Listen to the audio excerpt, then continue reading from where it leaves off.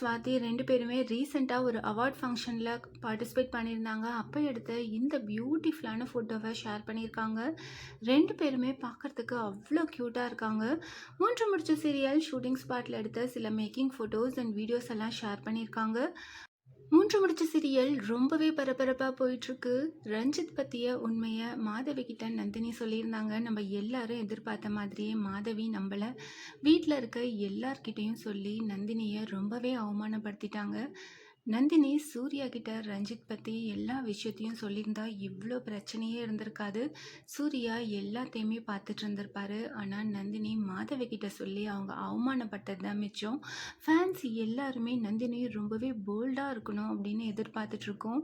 ரஞ்சித் சுரேகா 2 பேரோட marriage last minute வரைக்கும் ரஞ்சித்தோட உண்மை யாருக்கும் தெரியாத மாதிரி தான் ஸ்க்ரீன் பிளேவை கொண்டு போக போகிறாங்க.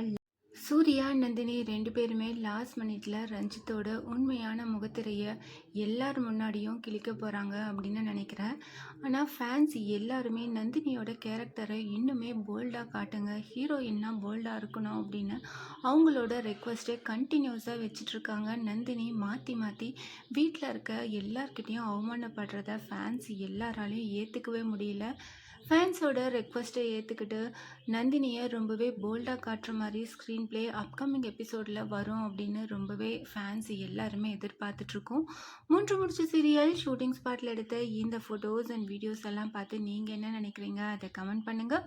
இந்த மாதிரி அப்டேட்ஸ் தெரிஞ்சுக்க மறக்காமல் சேனலை சப்ஸ்கிரைப் பண்ணுங்கள்.